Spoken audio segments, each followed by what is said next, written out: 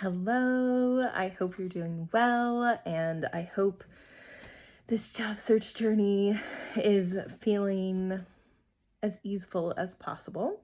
I'm super curious to know if there are any new wins, and to continue to encourage you to be in action every day, whatever that might look like for you, and to stay connected to your group. So, let's see, we have covered a range of things, and coming into today, I had tasked you with reflecting on your values and your transferable skills, and really starting to think about how those things align with that target role. So today we're going to build off of that and talk about your resume, your LinkedIn profile, and the cover letter. And obviously these are big ticket items.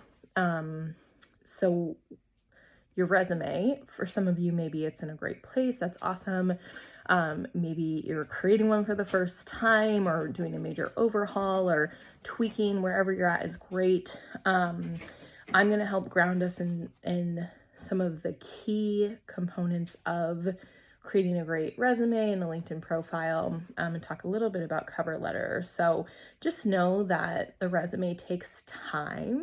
I recommend spending some time, taking a break, coming back to it, and definitely getting support through this process. So connect with your group, ask for feedback.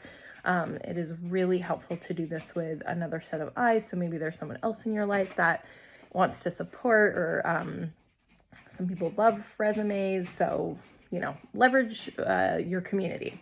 So let's talk about the resume. So, of course, using that target role, and those job descriptions as a guide, and reiterating lots of cool AI tools that can support you in this process. ChatGPT has been very helpful to people with all of these things. So don't be afraid to leverage technology and use it to your advantage.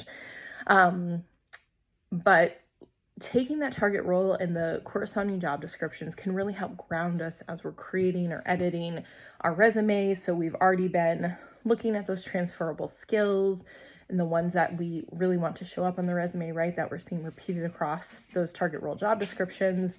So that's going to help us. Now, let me give you some tips. You can Google like best resume formats if you want to, depending on your target industry. Those really can look vastly different. If you're targeting tech, generally you're looking at about one page, pretty concise, not a lot of fluff. And then of course, if you're looking at something else, just double check, right? Can't hurt to do a little Google or ChatGPT on that.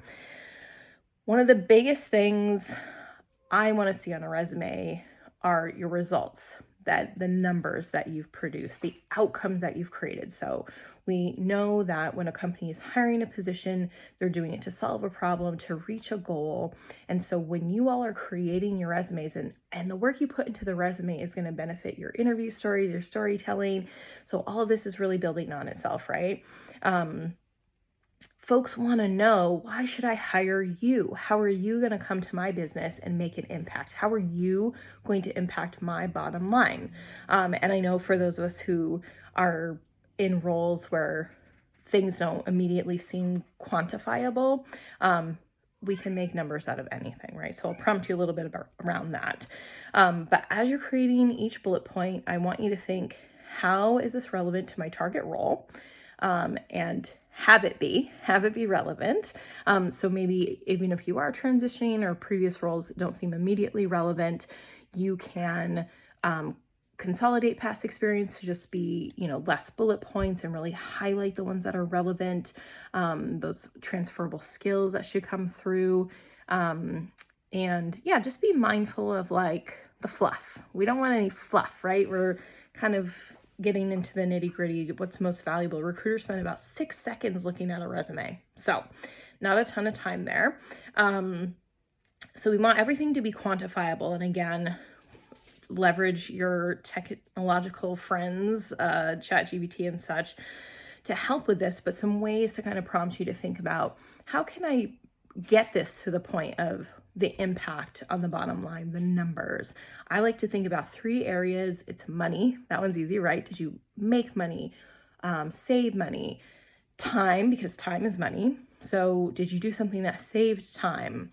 And people, did you onboard 10 customers? Did you, save 10 customers from leaving? So anywhere that essentially money ends up, people, time, and money itself are really good places to look.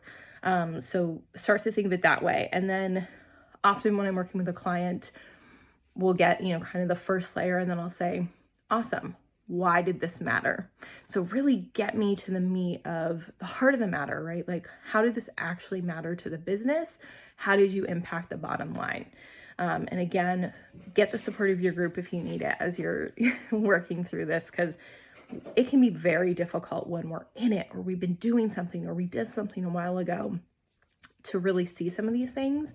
And I will also say it's okay to guesstimate on these numbers. So you could say something like, pretty sure it was 10, not sure it was 20, 10 plus. And it doesn't have to be perfect. And I love, a lot of people want to be like really in integrity around the numbers. So do what feels comfortable for you and where that should fall. Of course you need, need to be able to back things up. So I don't want you out here making things up. But it's okay to estimate, as you do this. Another thing for the resume, we want to use keywords. So again, what are some of those keywords we're seeing show up in those job descriptions? Leverage ChatGPT to help if you need to. And can we get those in the resume? So things like communication, they might be the skills or the essential skills, but try to pull in some of those words that are clearly being used throughout the job description. A lot of times recruiters will filter applications and resumes by keywords. Let's see, what else do I want to add in here? So I think that's good for the resume because it's a big one. It's going to take some time, most likely. So do take your time, and it's important. And also it doesn't need to be perfect, okay? Because folks can get stuck there. We don't need it to be perfect. When it comes to the LinkedIn profile, we are going to take that resume and the content of the resume and copy and paste it right in there for the work history. You don't have to do anything else or fancy with it. That's going to take up the heart of the LinkedIn profile.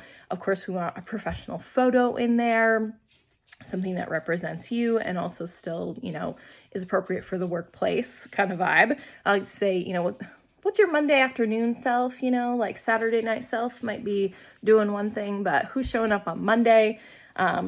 We want room for you and just with that professional angle, right? They love a catchy tagline. So again, use ChatGPT or Google to support on that.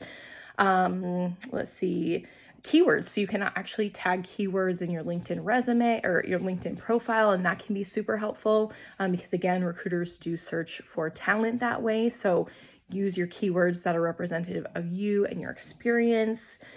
Recommendations are cool. I don't think you need to sink a ton of time going out to try to ask people for them, but as those come up organically, or maybe there are a few folks you could ping now and get them easily, great, but not something I'd spend a ton of time on. If you have things like portfolios or GitHubs or, other things that could be relevant, feel free to link those. If you've got your volunteer work, awesome. So those are just some things you can do with your LinkedIn profile.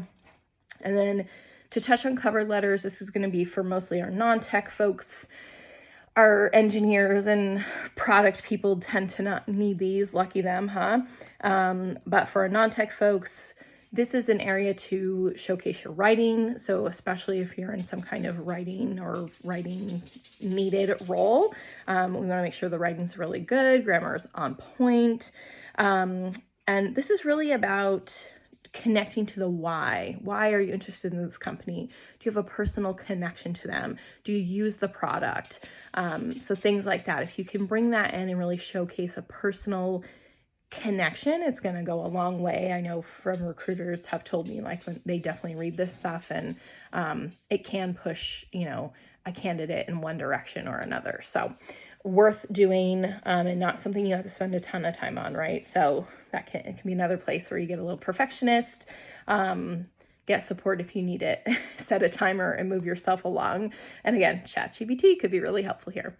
Okay, so I know those are some really big ones, and this is a really big piece of homework for you, but I believe in you. You got this, and stay connected to the group. Get support as you work through it. Okay, see you soon.